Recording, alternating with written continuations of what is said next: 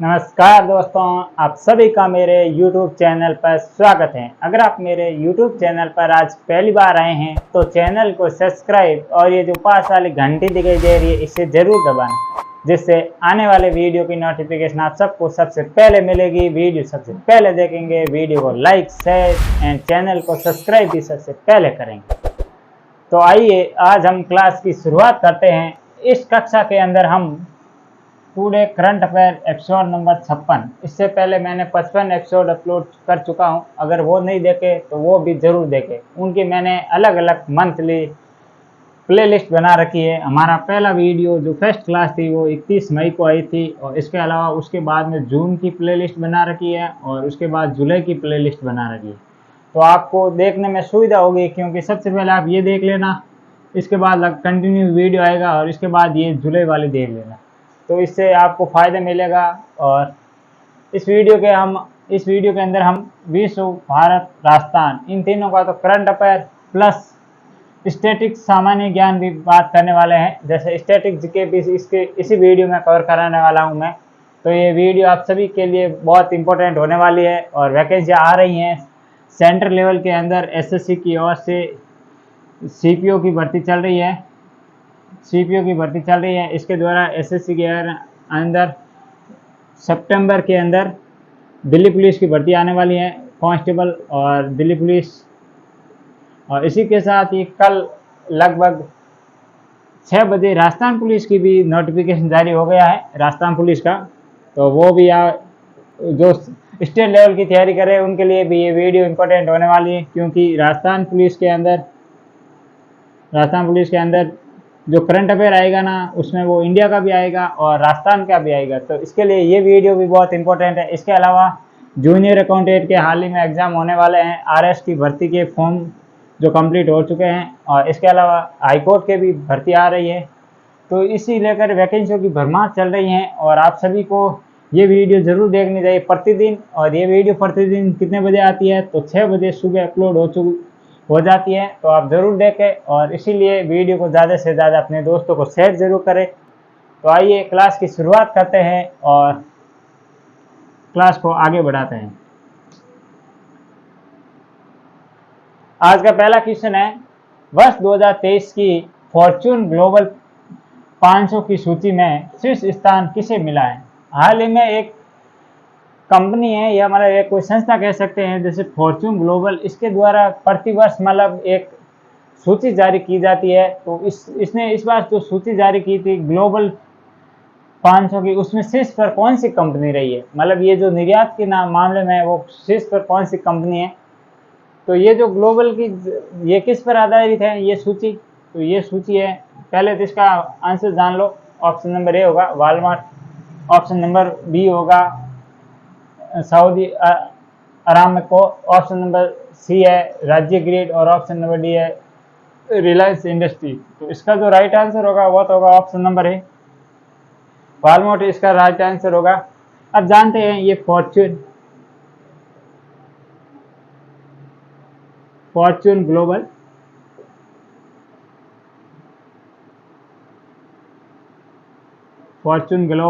ये किस पर है? राजस्व पर, मतलब आप कह सकते हैं रेवेन्यू से संबंधित है। जो ये मतलब राजस्व है, जो प्राप्ति होती है कितना, उसमें उससे ये संबंधित है। और रेवेन्यू है, और 500 की ये सूची जारी की गई है। और इसके अलावा ये सूची कब से इसमें मतलब रेवेन्यू लिया गया है, तो ये 31 मार्च 2023 तक का रेवेन्यू लिया गया है। और इसमें जो प्रथम स्थान पर कौन है, फर्स्ट और सेकंड, प्रथम और सेकंड, तो प्रथम पर है वो तो है वॉलमार्ट, और इसके अलावा जो सेकंड पर है वो है सऊदी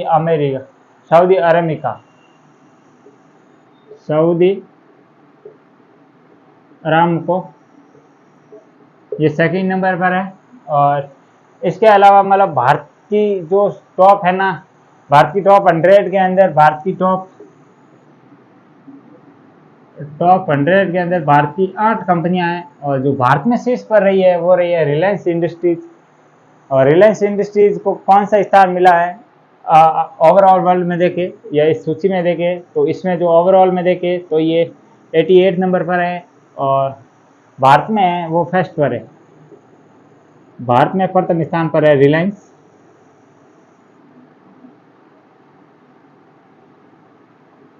रिलायंस जो भारत में था प्रथम रिलायंस इंडस्ट्रीज।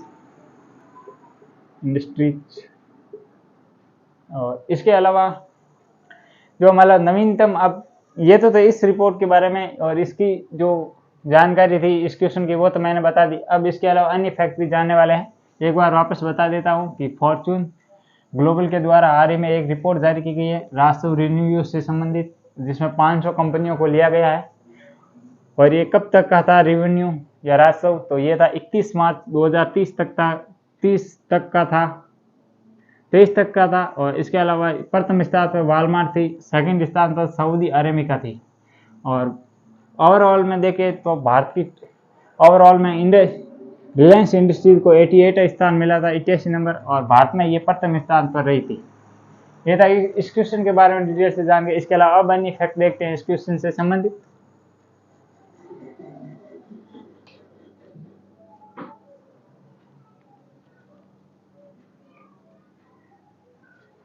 भारत की नवीनतम महारत्न कंपनी कौन सी है? भारत की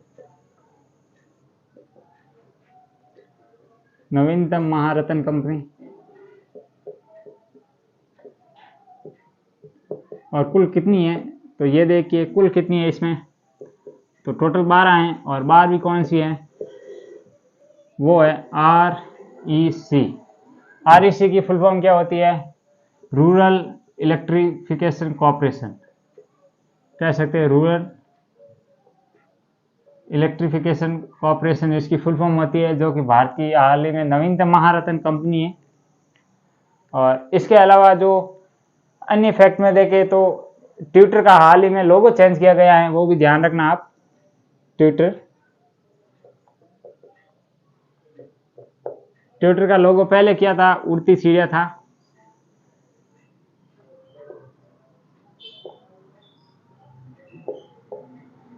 और अब क्या हो गया है, इसके अलावा अब एक्स आ गया है, इसका ये चिन्ह आ गया है ट्विटर के लोगो पर।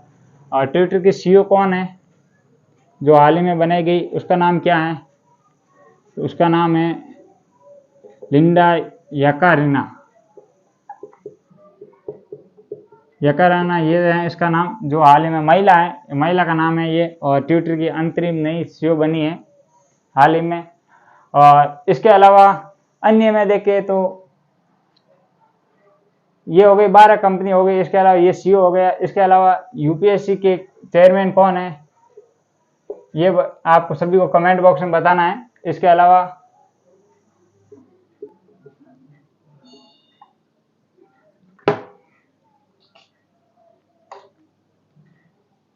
परवीन सूद कौन है, आपको ये किस मतलब संस्था के प्रमुख है ये भी बताना है। परवीन सूद ये किस संस्था के प्रमुख है, ये दो इंपॉर्टेंट जो हाल ही में नियुक्ति हुई है। इसके अलावा भारत का पहला हाइड्रोजन आंतरिक दहन कौन सा केंद्र कहां पर स्थापित किया गया है, जो कौन सा इंजन का नाम? भारत का पहला हाइड्रोजन दहन इंजन का नाम क्या है?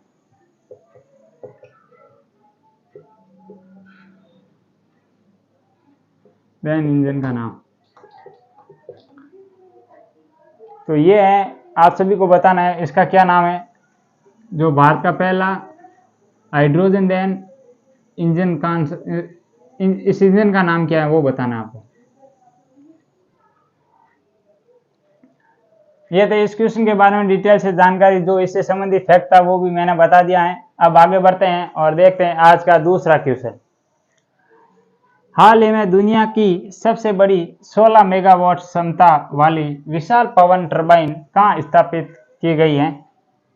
ऑप्शन ए है जर्मनी, ऑप्शन बी है USA, ऑप्शन सी है जापान, और ऑप्शन डी है चीन। कि हाल ही में दुनिया की सबसे बड़ी 16 मेगावाट वाली क्षमता वाली पवन टरबाइन कहाँ पर स्थापित की गई है? तो इसका जो राइट आंसर होगा वो होगा ऑप्शन नंबर डी, चीन, जिसे चमगादड़ भी कहते हैं। यहाँ पर स्थापित की गई। इसने हाल ही में ये दावा किया है कि ये विश्व की सबसे बड़ी क्षमता वाली टरबाइन है। तो आइए जानते हैं इसके बारे में और क्या है इसका नाम और क्या है इसके बारे में अन्य फैक्ट, वो भी देखने वाले। तो इसके अलावा सबसे पहले इसका नाम क्या है जो चीन में स्थापित की गई है? तो इसका नाम क्या है? इसका नाम है माई सी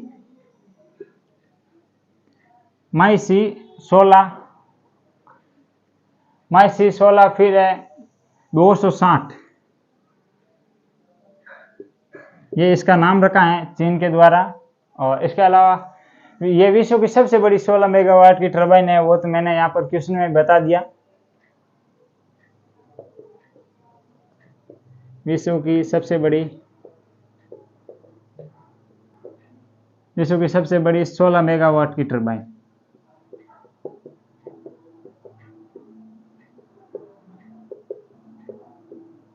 टरबाइन है, ध्यान रखना ये भी। और इसके अलावा ये कहाँ पर स्थापित की गई है, मतलब चीन के कहाँ पर है? तो दक्षिण चीन के पास है। दक्षिण चीन के पास जो दक्षिण चीन सागर है ना, वहाँ पर दक्षिण चीन सागर, यहाँ पर है ये। और इसके अलावा इसका काम क्या होगा, ये क्यों स्थापित की गई है, मेन उद्देश्य क्या है इसका? तो इसका उद्देश्य है, 2 उद्देश्य रखा गया है। उद्देश्य, तो इसका उद्देश्य है वो है, एक है मतलब स्वच्छ ऊर्जा उत्पादन करना। इसके अलावा नंबर 2 उद्देश्य है वो है कार्बन उत्सर्जन को कम करना। कार्बन उत्सर्जन को कम करना, ये इनके 2 उद्देश्य है मेन इसे स्थापित करने का। और इसके अलावा इस क्वेश्चन के बारे में तो इतनी डिटेल से जानकारी थी, पर अन्य फैक्ट हैं वो इम्पोर्टेंट होने वाले हैं आप सभी के लिए, तो वो भी देख लेते हैं एक बार। तो दक्षिण चीन सागर में जो एक आप क्वेश्चन है बहुत इंपॉर्टेंट कि दक्षिण चीन सागर में जो एक लाइन है, विवादित लाइन है, उसका क्या नाम है, वो भी बहुत इंपॉर्टेंट है। दक्षिणी चीन सागर में विवादित लाइन है, उसका क्या नाम है? उसका नाम है वो क्या है, उसे कहते हैं डैश लाइन कहते हैं, जो चीन के द्वारा आधिपत्य स्थापित किया जाता है कि ये हमारी है। तो ये भी इंपॉर्टेंट है, कभी कोई एग्जाम में आ जाए, डैश लाइन।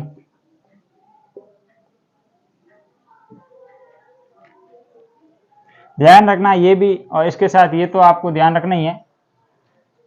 इसके अलावा चीन का शौक किसे कहते हैं, ये भी इंपॉर्टेंट है कि क्या पता कोई देश का ऐसे नाम देकर सामने कोई नदियों का नाम दे रखे, इधर लिख दे प्रमुख देशों के नाम, इधर लिख दे उन देशों के उपनाम, या सामने कुछ नदियों का नाम लिख दे। तो यहाँ पर लिख देता हूं मैं, ऊपर की जो जानकारी बची है वो बाकी।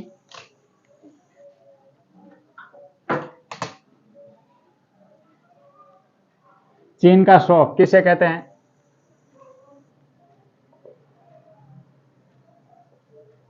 चीन का शौक किस नदी को कहते हैं? और इसके अलावा चीन की राजधानी, चीन की मुद्रा, चीन के राष्ट्रपति, मुद्रा, राजधानी, प्रेसिडेंट्स। और इसके अलावा जो बीजिंग में और एससीओ, ये भी इंपॉर्टेंट है। तो चीन का शौक किस नदी को कहते हैं? तो ये कहते हैं हवांगो नदी, जिसे येलो रिवर भी कहते हैं।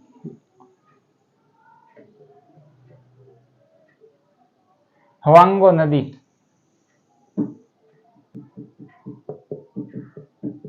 और इसे येलो रिवर भी कहते हैं, येलो रिवर।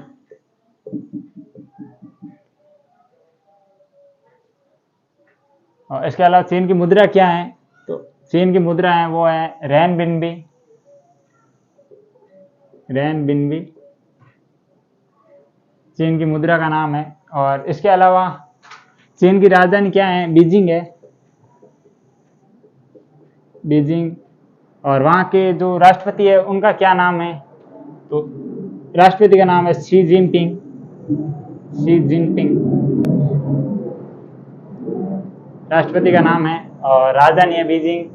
और मुद्रा है रेनबेनबी। चीन का शौक वांगो नदी को कहते हैं, जिसे येलो रिवर भी कहते हैं। इसके अलावा एससीओ, ये जो प्रमुख संस्थान है, इसका मुख्यालय कहाँ पर है? तो इसका मुख्यालय है वो है शंघाई, शंघाई में है या बीजिंग में है? ये बताओ एससीओ का मुख्यालय कहाँ पर है? इधर मैं लिखता हूँ, सही कौन सा आप बताना, बीजिंग या शंघाई, सही कौन सा होगा? एससीओ का मुख्यालय। और इसके अलावा जो अन्य में देखे, एससीओ की स्थापना कब हुई, इसमें कितने देश हैं, प्रमुख देश कौन सा है जो हाल ही में नवीनतम जुड़ा है इसमें? तो इसकी स्थापना, सदस्य देश और इसके अलावा नवीनतम देश, ये 3 फैक्ट और ध्यान रखना। नवीनतम देश, तो इसकी स्थापना हुई थी, वो हुई थी 1996 के अंदर। सदस्य देश हैं अब टोटल हो गए 9, और 9वां कौन सा है? वो है ईरान। पहले इसमें 8 देश थे, भारत इसका सदस्य है और भारत 2023 की अध्यक्षता कर रहा है, की है एससीओ की। और इसके साथ भारत और किसकी कर रहा है? तो वो कर रहा है G20 की। G20 में 19 देश प्लस एक यूरोपियन यूनियन है G20। और इसके अलावा देखें तो एससीओ की विदेश मंत्रियों की बैठक हाल ही में कहाँ पर आयोजित की गई, ये भी ध्यान रखना। एससीओ की विदेश मंत्रियों की बैठक, एससीओ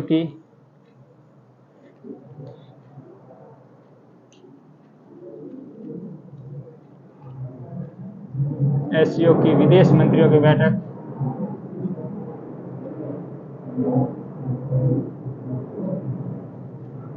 तो ये कहाँ पर आयोजित की गई? ये की गई गोवा,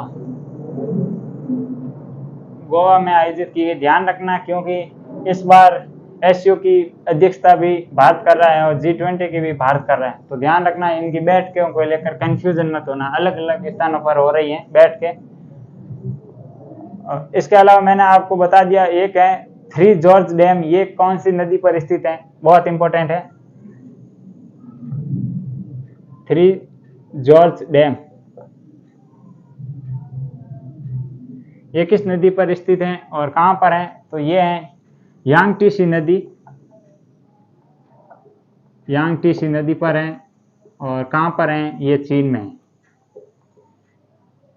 ये सबसे बड़ा बांध है, जो विश्व का सबसे बड़ा बांध है, 3 जॉर्ज डैम, ये सबसे बड़ा बांध है, तो ये भी ध्यान रखना इसके साथ।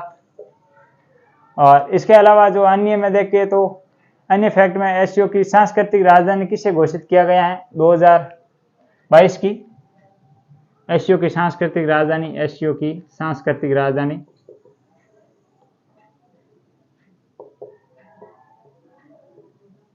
तो वो किया गया है वाराणसी, उत्तर प्रदेश को।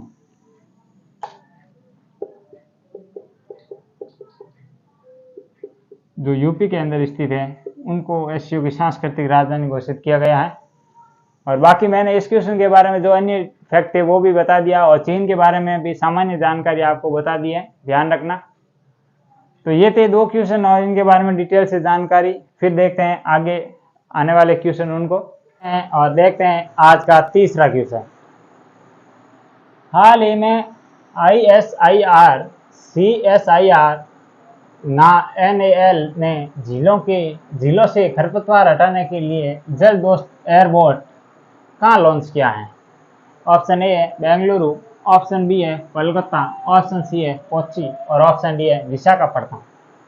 तो हाल ही में बेंगलुरु में आयोजित किया गया कि CSIR NAL ने झीलों से जो खरपतवार होती है उसे हटाने के लिए जल दोस्त एयरबोट लॉन्च किया है। तो आइए जानते हैं इस जल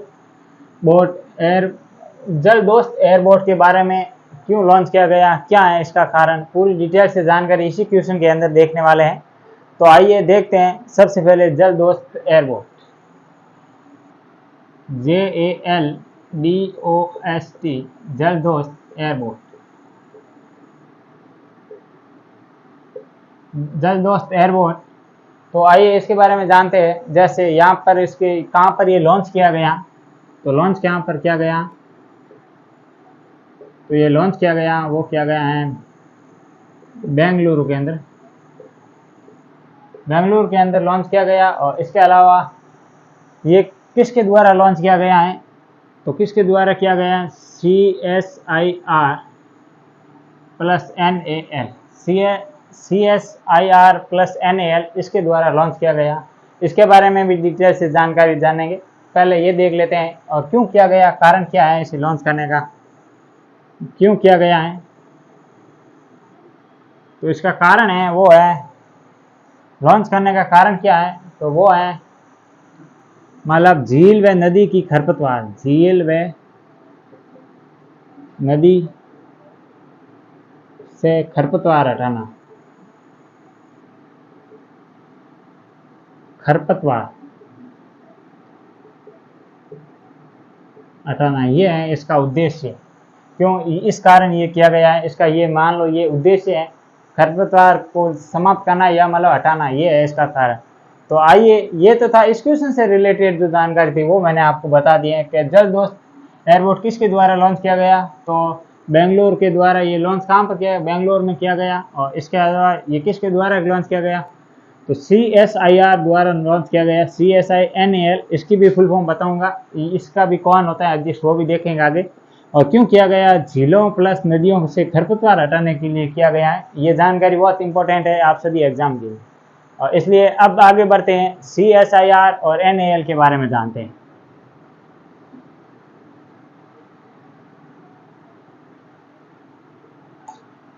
तो अब देख लेते हैं CSIR प्लस NAL क्या है इसकी फुल फॉर्म, वो भी देख लेते हैं। तो इसकी फुल फॉर्म क्या होती है, council of scientific and industrial research, इसकी ये फुल फॉर्म होती है। COUNCIL, council of scientific, SCIENFI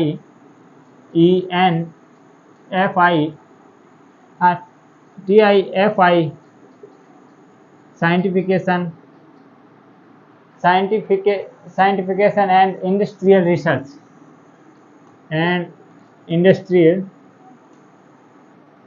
industrial research, ये इसकी फुल फॉर्म होती है, ये इसकी फुल फॉर्म होती है। और इसके अलावा इसकी स्थापना कब हुई थी, इसकी स्थापना कब हुई थी, स्थापना ये बहुत ज़रूरी है। और इसकी स्थापना हुई थी, वो हुई थी 1992 के अंदर। इसकी स्थापना हुई थी, वो हुई थी इसकी स्थापना 1942 के अंदर हुई थी। और इसके अध्यक्ष कौन है, वर्तमान में अध्यक्ष कौन है, तो इसके जो अध्यक्ष होते हैं वो हमारे देश के जो प्रधानमंत्री होते हैं वो अध्यक्ष होते हैं। और वर्तमान में श्रीमान नरेंद्र मोदी जी हैं, श्रीमान नरेंद्र मोदी जी हैं, नरेंद्र मोदी, ये इनके वर्तमान अध्यक्ष हैं। पर इसके महानिदेशक कौन है, वो बहुत आपके लिए इम्पोर्टेंट है। महानिदेशक यहाँ लिख देता हूँ, महानिदेशक,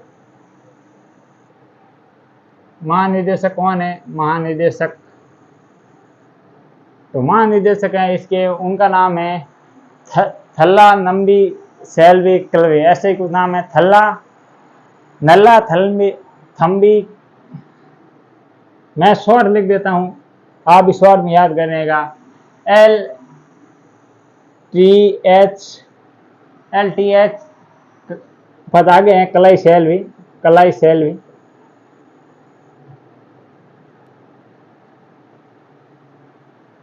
सेल्वी, ये है मतलब इनके महानिदेशक, पहली महिला महानिदेशक है, ये भी याद रखना।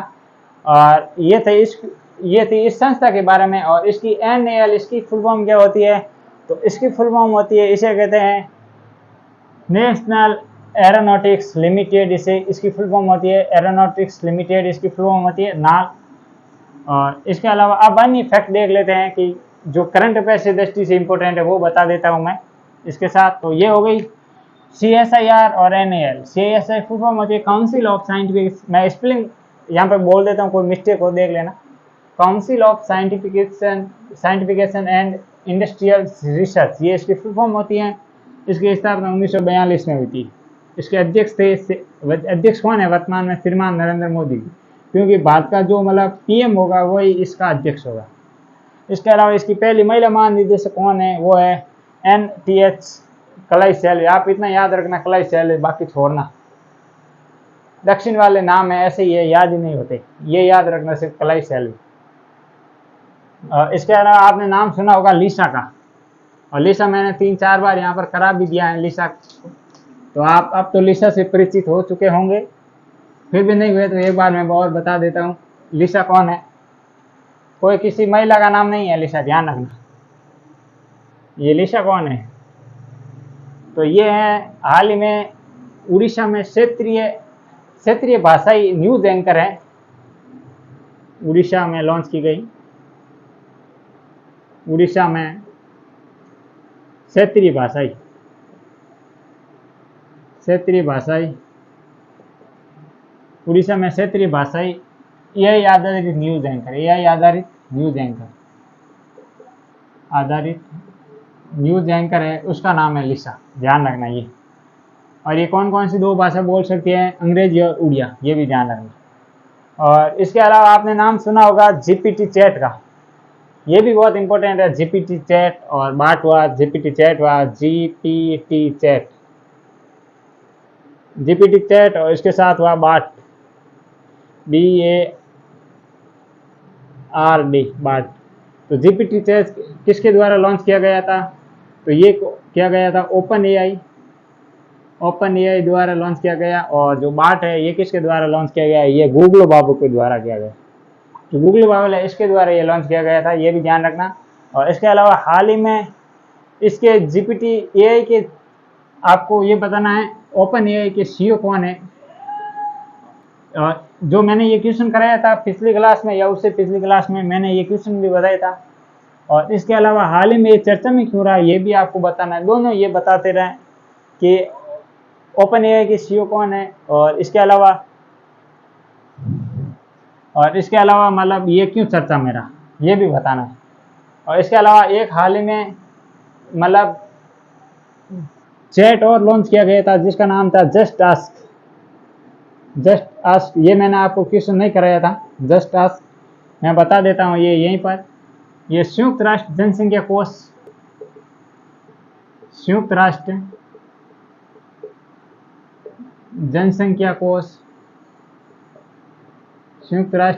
कोष प्लस मध्य प्रदेश सरकार के मध्य ये समझौता हुआ है। और मध्य प्रदेश सरकार और इनके द्वारा ये एक लॉन्च किया गया जस्ट आस्क चैटबॉट। और इसके द्वारा इनके 2 मतलब जो कैरेक्टर है उनका क्या नाम है? एक है ध्रुव और एक है दृष्टि। ये 2 इसके मतलब कैरेक्टर है, ध्यान रखना। ये पूछ सकते हैं कि ध्रुव और दृष्टि क्या है। तो ये थे इसके बारे में जो जानकारी थी वो मैंने बता दी है। और इसके अलावा जुगलबंदी MS जुगलबंदी ये हो गया है। ये इस क्वेश्चन के बारे में डिटेल से जानकारी थी वो मैंने आपको बताने की कोशिश की है। इसके अलावा ये भी बता दिया अन्य फैक्ट थे जो ये 3-4 थे, जैसे लिसा हो गया, GPT चैट हो गया, बाट हो गया। और इसके अलावा इसके ओपन AI के CEO आप सभी को कमेंट बॉक्स में बताना है। और जस्ट आस्क चैटबॉट ये मैंने बता दिया, संयुक्त राष्ट्र जनसंख्या कोष प्लस मध्य प्रदेश सरकार द्वारा संयुक्त रूप से ये लॉन्च की गया एक चैटबॉट है। आगे बढ़ते हैं और देखते हैं अगला क्वेश्चन। वर्ष 2023 का अर्थ ओवरशूट डे कब मनाया गया? ऑप्शन ए है 31 जुलाई, ऑप्शन बी है 1 अगस्त, ऑप्शन बी है 2 अगस्त और ऑप्शन सी है 3 अगस्त। तो इसका जो राइट आंसर होगा वो होगा ऑप्शन नंबर, कौन सा होगा इसमें बताओ? ऑप्शन नंबर कौन सा होगा, ए होगा या? इसका राइट आंसर क्या होगा? वो होगा ऑप्शन नंबर सी, 2 अगस्त। 2 अगस्त को वर्ष 2023 में अर्थ ओवर डे शूट मनाया गया। अर्थ ओवर शूट डे मनाया गया, क्या होता है आखिरकार इसके बारे में हम बताएंगे।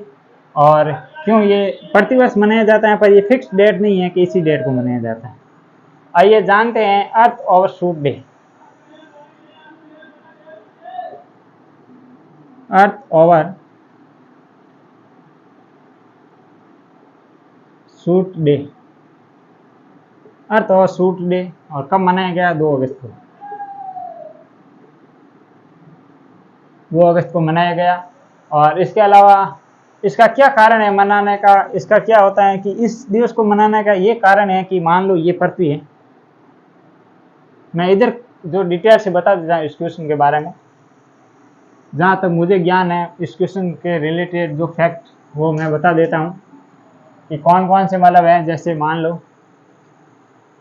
मैं ये पृथ्वी बनाता हूँ, 1 2 3 4 5 6 7 8 9 10 11 और 12, ये मतलब 1 2 3 4 5 6 7 8 9 10 11 और 12, ये मान लेना ये पृथ्वी है। और इसके अलावा ये जो है, जो मैंने यहाँ तक 12 तक जो गिनती लिखी है, ये समझ लेना मंथ है। जैसे जनवरी फरवरी मार्च अप्रैल मई जून जुलाई अगस्त सितंबर अक्टूबर नवंबर दिसंबर, ये सोच लें।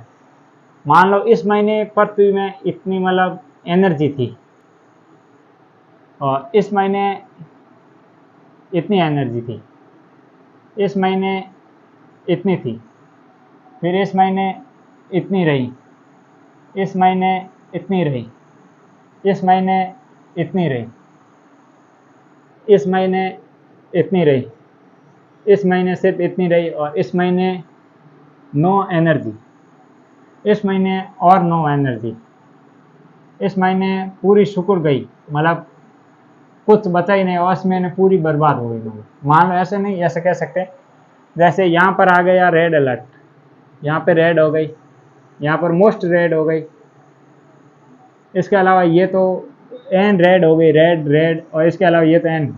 इसमें यह कहा गया है कि इस दिवस मनाने का अर्थ क्या होता है कि जैसे हम पृथ्वी का जैसे संसाधन को जो उपयोग करते हैं ना, जैसे ये पृथ्वी है, पृथ्वी से जो खनिज निकालते हैं ना, इसका मतलब सीमित निकाले तो कुछ नहीं। जैसे मान लो साल की शुरुआत जनवरी से होती है, और जनवरी से यहाँ पर खनिजों का मतलब उत्पादन ऐसे किया जाता है, निकाला जाता है बाहर, और इसके बाद फरवरी में और निकाला जाता है। सीमा से अधिक यहीं से शुरू हो जाता है, यहाँ से, और फिर अप्रैल में भी अधिक निकाला जाता है। जितनी मान लो 50% थी तो वहाँ पर 70% निकाला जाता है, और जैसे 40% थी तो वहाँ पर 60% निकाला जाता है, ऐसे अधिक निकाला जाता है। स्टार्टिंग में खन्ना जो खनिज थे उनका दोहन शुरू हो गया, मतलब ये समझो यहाँ पर चलते चलते मतलब समाप्त हो गए खनिज अधिक, मतलब अगर मनुष्य संसाधनों की मांग अधिक करता है तो ये, इसलिए यहाँ पर ये करते करते इसलिए इस दिवस को मनाने का अर्थ यही है कि मतलब पृथ्वी के बारे में जागरूक करना कि जितने संसाधन है उतने ही बाहर निकाले। ऐसा नहीं है कि एक साल में सारा उत्पादन करके बाहर निकाल दे और अगले साल फिर क्या करेंगे। तो ये मनाने का उद्देश्य है मेन इसका।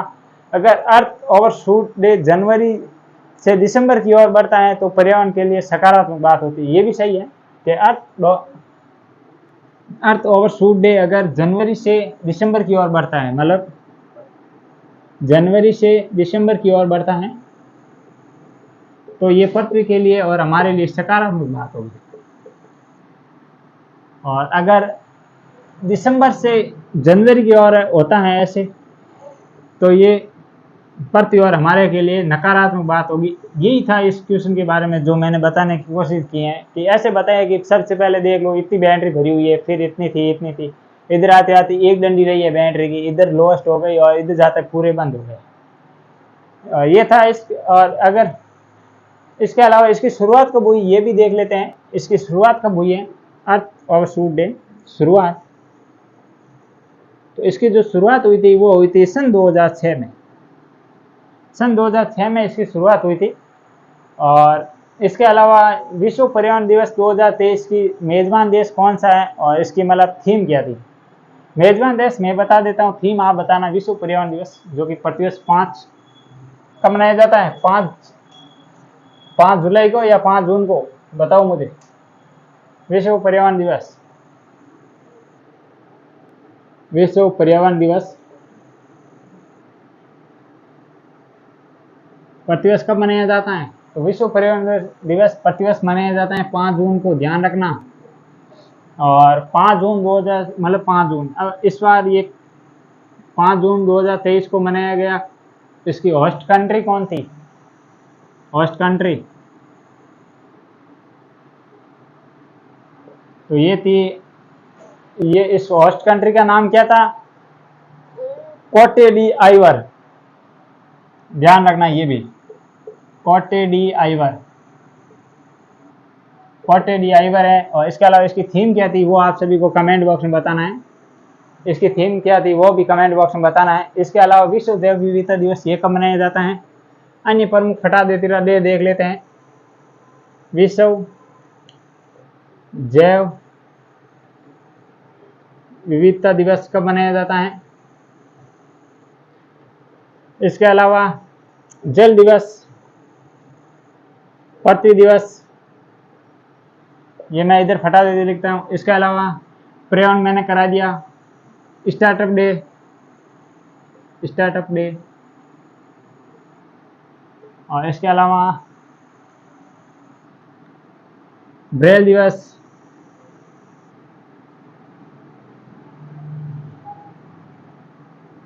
ब्रेल दिवस। तो ये विश्व जैव विविधता कब मनाया जाता है? तो 22 मई को मनाया जाता है। जल दिवस और पृथ्वी दिवस, तो जो सबसे पहले धरती पर क्या, धरती आई या पृथ्वी आई, मतलब जल आया, क्या समझते हैं? तो ये 22 अप्रैल,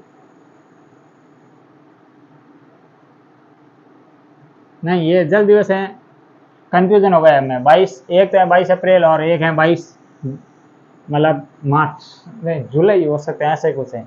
अब कंफ्यूजन हो गया, आप बताना, मैं भूल गया। 16 जनवरी को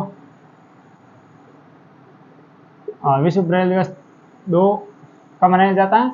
4 जनवरी को या 1 जनवरी को? 4 जनवरी है शायद तक, या 1 है, याद रखना ये। और 12 अगस्त को कौन सा दिवस मनाया जाता है?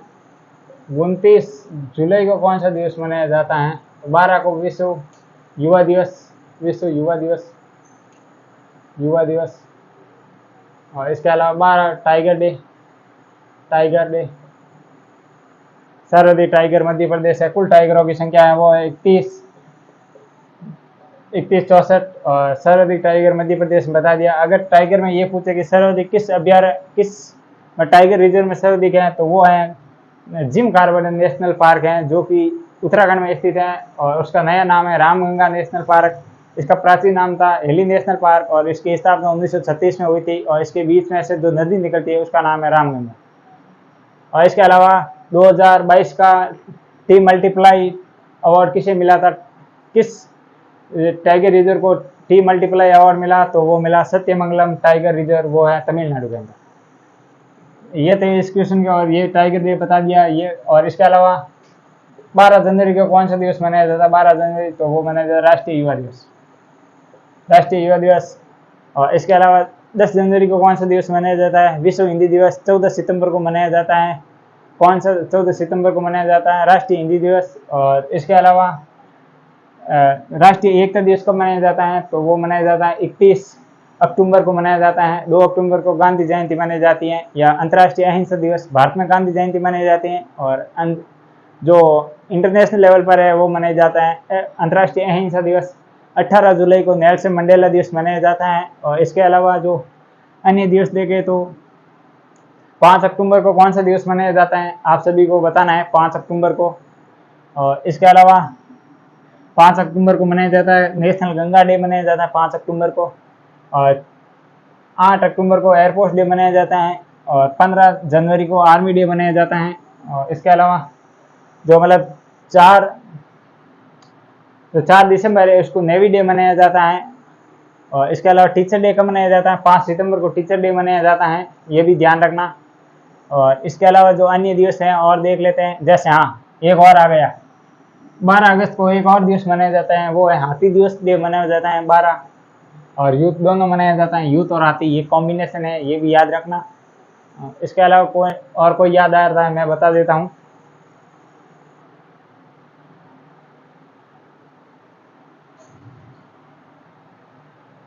एक बात इतने याद आ रहे हैं, फिर जैसे 25 सितंबर को कौन से मतलब, हाँ एक आ गया 26 नवंबर को संविधान दिवस मनाया जाता है, 26 नवंबर को संविधान दिवस मनाया जाता है।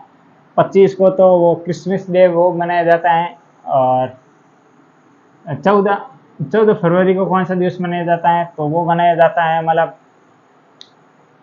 जो हुआ ना 2019 में हुआ ना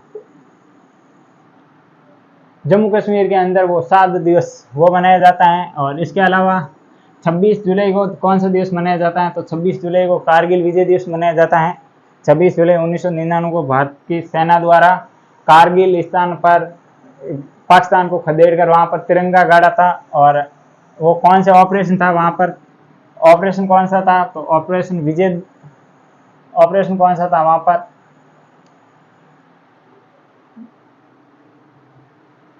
एक और ऑपरेशन चलाया था भारत सेना द्वारा, उसका नाम है ऑपरेशन मेघदूत। ये कहाँ पर चलाया गया, वो सियाचिन में। ऐसे तो देखे तो करंट अफेयर के साथ बहुत सारी जानकारी है, इतनी दे इतनी कम है, जितना रिवाइज करो उतना फायदा है आपका और मेरा भी है।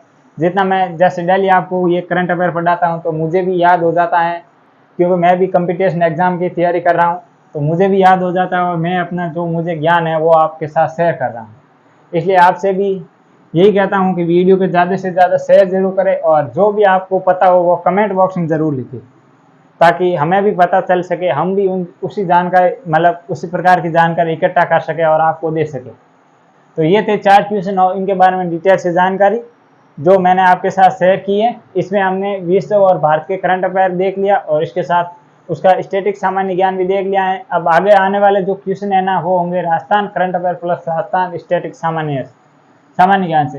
तो आप सभी को ये वीडियो ज़्यादा से ज़्यादा शेयर जरूर करना है। तो इस वीडियो में इतना ही। जो आगे आज का 5वां क्वेश्चन है वो है राजस्थान करंट अफेयर से संबंधित, और इसी के साथ हम स्टैटिक सामान्य ज्ञान भी राजस्थान का इसके साथ करने वाले हैं। तो आइए देखते हैं क्वेश्चन। रक्षा मंत्री राजनाथ सिंह द्वारा सिविल 20 शिखर सम्मेलन का उद्घाटन कहाँ किया गया है?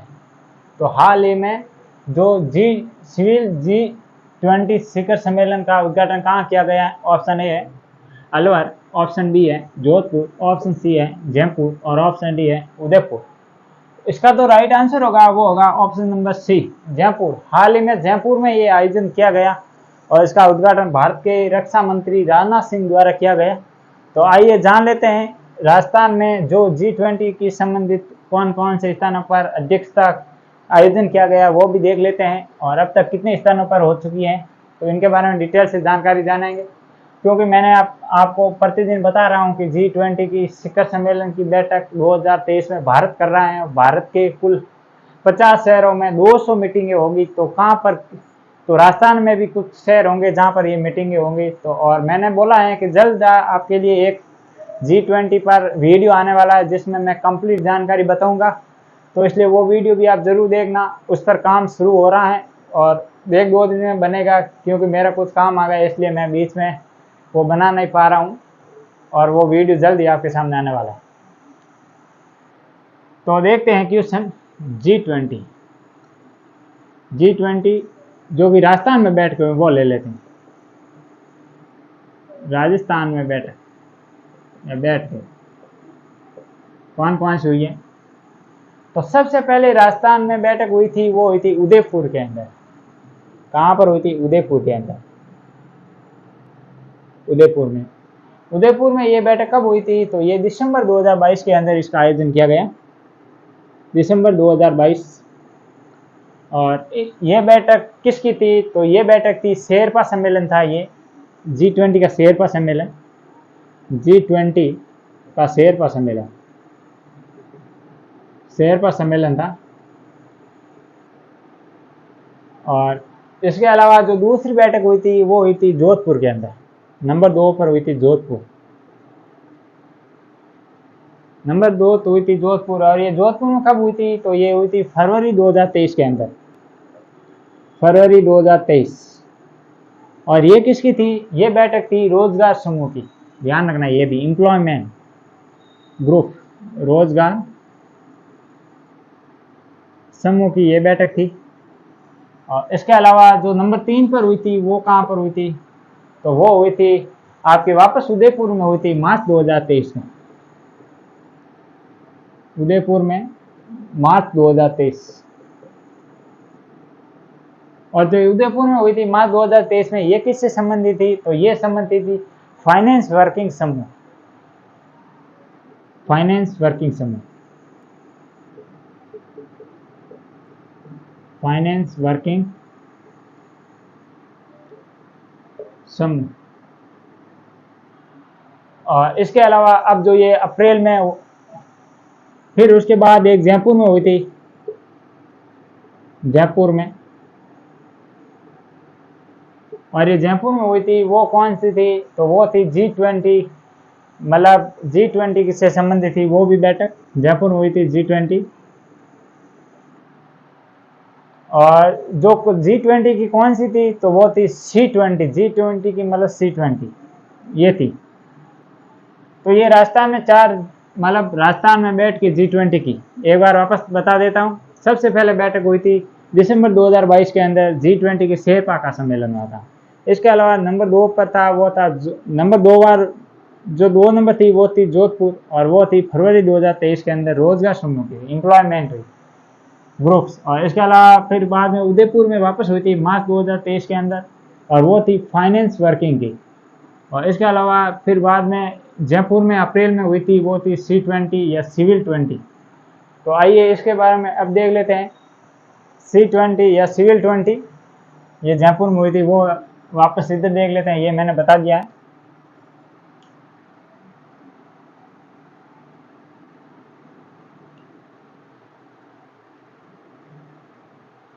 तो सिविल 20 के बारे में हम बता देते हैं। सिविल 20 या C20, जिसे सिविल 20 भी कहते हैं, सिविल 20, और ये हुई थी जयपुर के अंदर। इसमें कहा गया कि समाज में बेहतर तालमेल और सरकार तक नागरिकों के समाज से ही होता है, मतलब समाज में जो बेहतर तालमेल होता है, विकास होता है, वो मतलब राज्य सरकार प्लस नागरिक समाज संगठन से ही होता है। समाज में तालमेल,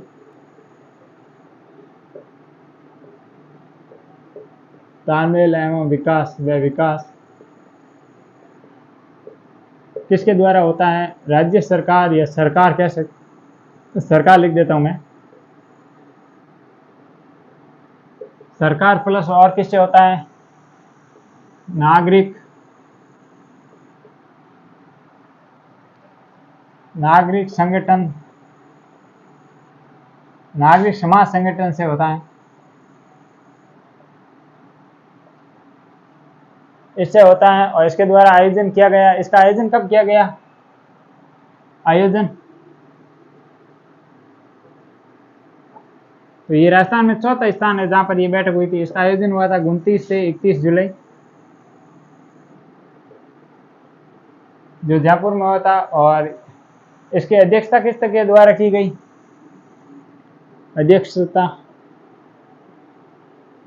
अध्यक्षता किसके द्वारा की गई? तो ये की गई राजनाथ सिंह द्वारा। राजनाथ सिंह जो कि हमारे डिफेंस मिनिस्टर है या रक्षा मंत्री है, ये ध्यान रखें।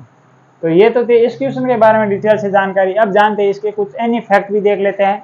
जैसे एक और पहले बैठक हुई थी उत्तरी क्षेत्रीय परिषद की, उत्तरी क्षेत्रीय परिषद, क्षेत्रीय परिषद, इसकी बैठक कहाँ पर हुई थी? तो ये बैठक हुई थी, अब 30वीं बैठक हुई थी 2022 के अंदर, 30वीं बैठक थी 2022 के अंदर आयोजित हुई थी। और इसकी जो उद्घाटनकर्ता थे वो कौन थे? तो उद्घाटनकर्ता थे गृह मंत्री अमित शाह, इनके गृह मंत्री ये थे इसके। और इसके अलावा आपको पता होगा, मतलब क्षेत्रीय विकास परिषद होती है जो भारत में कितनी है? एक हो गई उत्तरी क्षेत्रीय परिषद, एक हो गई दक्षिण क्षेत्रीय परिषद, एक हो गई पश्चिम क्षेत्रीय परिषद, एक हो गई पूर्व क्षेत्रीय परिषद, एक हो गई मिडल मतलब मध्य क्षेत्रीय परिषद, और एक हो गई उत्तर पूर्व क्षेत्रीय परिषद। इसकी टोटल कितनी है? 6 है क्षेत्रीय परिषद जो कि भारत में है। और जो उत्तर पूर्व की थे ना, वो हाल ही में इसका गठन किया गया। जब इसकी स्थापना की गई थी तब 5 ही थी, क्योंकि 4 कोनों पर हो गई। जैसे ये इंडिया है, मैं एक बार यहाँ पर मैप में बता देता हूँ। मान लो ये इंडिया है, 1 2 3 4 तो ये हो गई। फिर एक यहाँ पर नई बनी थी, उत्तर पूर्व क्षेत्रीय परिषद, विकास परिषद, उत्तर पूर्व विकास क्षेत्रीय परिषद। तो ये था इस क्वेश्चन के बारे में डिटेल से जानकारी। आइए आगे बढ़ते हैं और देखते हैं आज का दूसरा क्वेश्चन। राज्य सरकार द्वारा आयुर्वेद, योग एवं प्राकृतिक चिकित्सा महाविद्यालय खोलने की घोषणा किस जिले में की गई है? ऑप्शन ए है उदयपुर, ऑप्शन बी है राजसमंद, ऑप्शन सी है कोटा और ऑप्शन डी है बीकानेर। इसका जो राइट आंसर होगा वो होगा ऑप्शन नंबर बी, राजसमंद। तो आइए जानते हैं अब इसके बारे में डिटेल से जानकारी। तो सबसे पहले हम एक बार देख लेते हैं बजट 2022-23 में, बजट देखेंगे 23-24 का बजट 2023-24, इस पर हम नज़र देख लेते हैं एक बार। इसके द्वारा चिकित्सा क्षेत्र में क्या क्या किया गया है ये देखेंगे। इसमें जो हेल्थ आता है ना, चिकित्सा, उसमें क्या क्या किया गया है। चिकित्सा क्षेत्र, चिकित्सा क्षेत्र, तो चिकित्सा क्षेत्र में जो किया गया है नंबर 1 वो थी मुख्यमंत्री चिरंजीवी दुर्घटना बीमा योजना। मुख्यमंत्री चिरंजीवी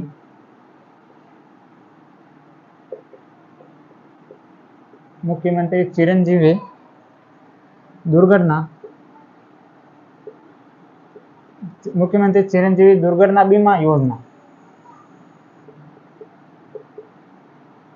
इसमें क्या कहा गया है इस बजट में? इसमें कहा गया था कि पहले जो दुर्घटना होती है उसमें 5 लाख रुपए दिए जाते थे, अब डायरेक्ट 10 लाख रुपए दिए जाएंगे। इसमें क्या गया, 5 से 10 लाख रुपए राशि।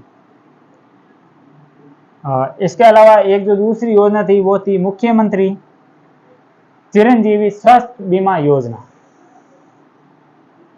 मुख्यमंत्री चिरंजीवी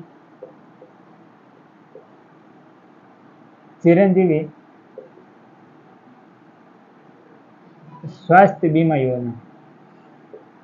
योजना। इसमें क्या कहा गया था कि सब पहले आपको 10 लाख रुपए थे, अब वो राशि बढ़ाकर कर दी है 25 लाख रुपए।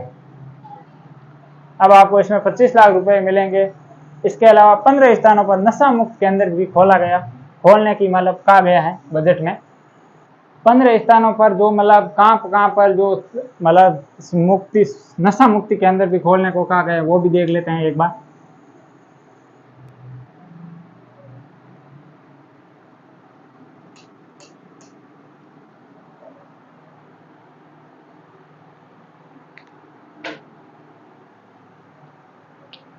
और इसके बाद में क्या कहा गया था, 15 स्थानों पर नशा मुक्ति केंद्र।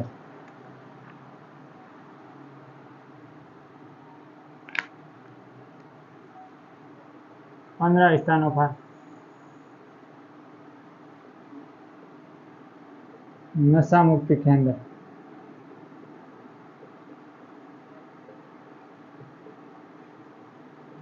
खोलने, नशा मुक्ति केंद्र खोलने को कहा। ये मैं प्रमुख बात कर रहा हूँ बजट 2022-23 की। और इसके अलावा मेडिकल कॉलेज, राजस्थान में सभी जिलों में मेडिकल कॉलेज थी, पर 3 स्थानों पर मेडिकल कॉलेज नहीं थी। वो कौन कौन से जिले थे उसकी भी अब देख लेते हैं। नंबर 1 है प्रतापगढ़, और नंबर 2 पर है वो है जालौर, और नंबर 3 पर है राजसमंद। जालौर और नंबर 3 पर है राजसमंद। यहाँ पर पहले कोई मेडिकल कॉलेज नहीं थी, इसी बजट में राजसमंद है। यहाँ पर पहले कोई नहीं थी, इसी बजट में घोषणा की गई मेडिकल कॉलेज बनाएंगे। इसके अलावा जोधपुर में एक मारवाड़ मेडिकल कॉलेज और बनाई जाएगी, मारवाड़ मेडिकल यूनिवर्सिटी। जोधपुर में क्या बनाई जाएगी, तो वो बनाई जाएगी मारवाड़, जोधपुर में बनाई जाएगी मारवाड़ मेडिकल यूनिवर्सिटी। और इसके अलावा चाकसू जो जयपुर में है, वहाँ पर centre of the excellence in panchakarma ये भी बनाए जाने की घोषणा की गई है जयपुर में। जयपुर के कहाँ पर, चाकसू, पहले चाकसू लिख देता हूँ, Chaksu.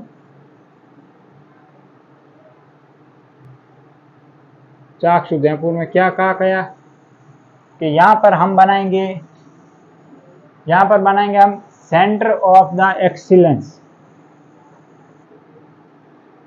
Centre of the excellence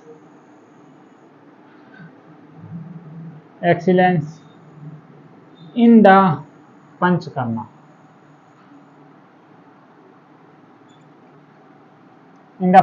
ये बनाए जाएंगे। और इसके अलावा अब जो नाथ राजसमंद है नाथद्वारा, इसके बारे में हम डिटेल से जानकारी जानने वाले हैं कि क्या है इम्पोर्टेंट। तो एक बार वापस मैं बता देता हूं कि बजट 2022-23 में घोषणा की गई थी मुख्यमंत्री द्वारा, चिकित्सा क्षेत्र में घोषणा की गई। ये तो की गई थी मुख्यमंत्री चिरंजीवी दुर्घटना बीमा है, उसकी राशि 5 लाख थी, उसको बढ़ाकर 10 लाख कर दी गई। इसके अलावा नंबर 2 थी, वो थी मुख्यमंत्री चिरंजीवी स्वास्थ्य बीमा योजना, तो वो उसकी जो राशि 10 लाख थी उसे बढ़ाकर 25 लाख कर दी। दो तो ये कहा गया बजट में। और आपको ये बताना है कि इन दोनों की शुरुआत कब हुई है, योजना की शुरुआत क्या 1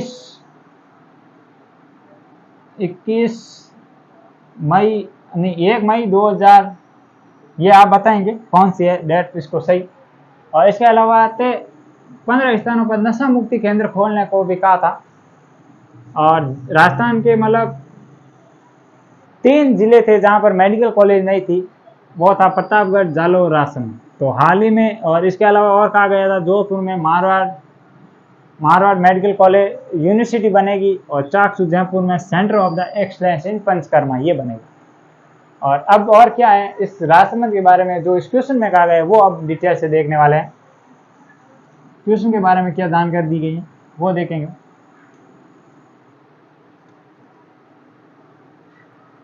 तो क्वेश्चन के बारे में कहा गया है कि मतलब राजसमंद के नाथद्वारा में ये चिकित्सा खोला जाएगा। कहाँ पर? तो इस चिकित्सा का नाम है आयुर्वेद योग एवं प्राकृतिक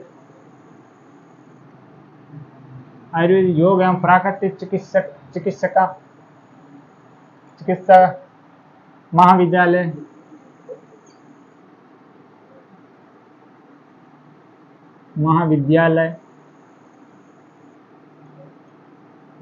जो कहाँ पर? नाथद्वारा राजसमंद। आ गया नाथद्वारा का नाम। अब देख लेना सारे क्वेश्चन यहाँ से बनेंगे और मैं बनूंगा। नाथद्वारा राजसमंद, यहाँ पर ये खोले जाएंगे। और इसके अलावा इसकी स्वीकृति मिल गई है, और ये इसकी राशि कितनी दी गई? स्वीकृति के अंदर स्वीकृति दी गई है अभी, इसलिए ये क्वेश्चन आया था। इसकी स्वीकृति राशि है वो है 38.6 करोड़ रुपए। इसको बनाने के लिए स्वीकृति मिल गई, वित्तीय स्वीकृति मिल गई। अब आ गया नाथद्वारा। ये क्यों इतना इम्पोर्टेंट? यहाँ से बहुत इंपॉर्टेंट सवाल बनेंगे। सबसे पहले मैंने कल के क्वेश्चन में आपको बताया था नाथद्वारा के बारे में, वापस बता देते हैं। यहाँ पर एक है सबसे बड़ी स्टैचू ऑफ बिलीव, जिसे विश्वास स्वरूपम कहते हैं, विश्वास स्वरूपम। और यहाँ पर भगवान शिव जी की 200 कितनी फीट है जो मूर्ति है? 268। ये क्या सही है बताना, या 258? इसमें से कौन सा सही है वो आप मुझे कमेंट बॉक्स में बता देना। इतनी फिट है इसकी ऊंचाई, मतलब मूर्ति की। इसे बनाने के वास्तुकार कौन थे? क्या अनूप भरतरिया सही है इनके वास्तुकार? अनूप भरतरिया, क्या ये सही है? ये भी मुझे बताना।